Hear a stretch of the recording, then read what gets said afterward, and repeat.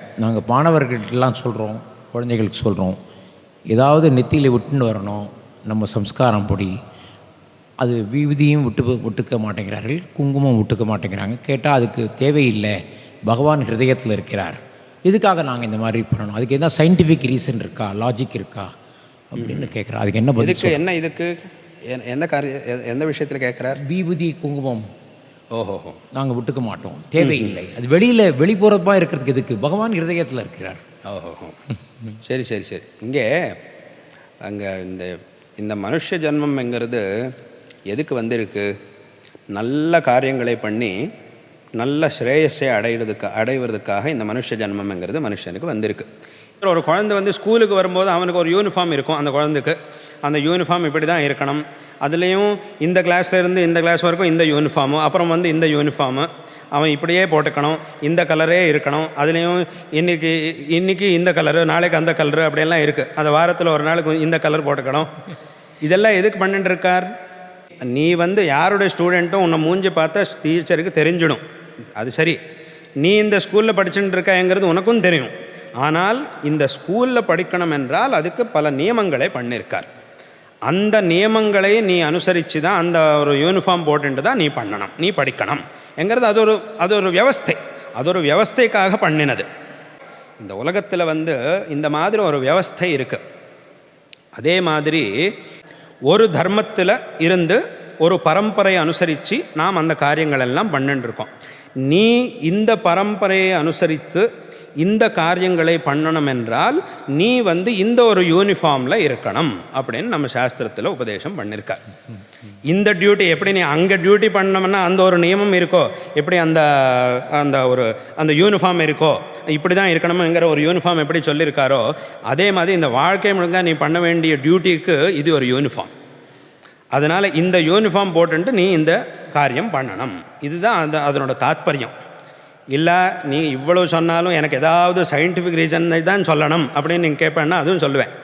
என்னன்னு கேட்டால், இங்கே சரீரத்தில் இந்த தலைங்கிறது ரொம்ப முக்கியமான ஒரு பாகம். அதுலேயும் இந்த மூளை இருக்கிறது இந்த பாகம், அது ரொம்ப முக்கியமான ஒரு பாகம். இந்த ஒரு பாகத்தில் இந்த பஸ்மதாரணம் இல்லைன்னா இந்த திலக்கதாரணம், இந்த குங்குமம், இங்கே ரொம்ப முக்கியமான நாடிகள் இந்த சரீரத்தில், இந்த நாடிகள் எல்லாம் இருக்கும். அந்த நாடிகள் எல்லாம் சரியாக இருந்தால் தான், சரியாக அந்தந்த காரியம் பண்ணால் தான் இந்த சரீரம்ங்கிறது ஆரோக்கியமாக இருக்கும். இந்த சரீரத்துலேயும் முக்கியமான நாடிகள் இந்த இடத்துல இங்கெல்லாம் இருக்கும், இந்த இடத்துல எல்லாம் இருக்கும். அந்த நாடிகள் நன்னா இருக்கணும் என்றால் நன்னா காரியம் பண்ணணும், அதுக்கு ஒரு உத்தேஜனம் வேணும்.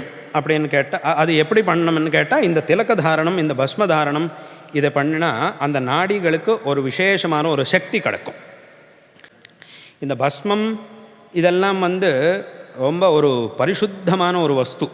அந்த நாடிகள் நன்னா காரியம் பண்ணணும் என்றால் இந்த பஸ்மதாரணம், இந்த சந்தன தாரணம் இதெல்லாம் பண்ணணும் அப்படின்னு சாஸ்திரம் சொல்லிட்டு இருக்கு. அப்புறம் இன்னொரு விஷயம் என்னன்னு கேட்டால், இப்போது சொன்ன மாதிரி ஒருத்தன் இந்த பஸ்மதாரணம் எல்லாம் பண்ணினால் அந்த பஸ்மம்ங்கிறது இந்த இடத்துல இருந்து அவனுக்கு இருக்கிறதுனால அவனுக்கு தான் பண்ண வேண்டிய அனுஷ்டானங்கள் எல்லாம் எப்பவும் ஞாபகம் வந்துட்டு இருக்கும்.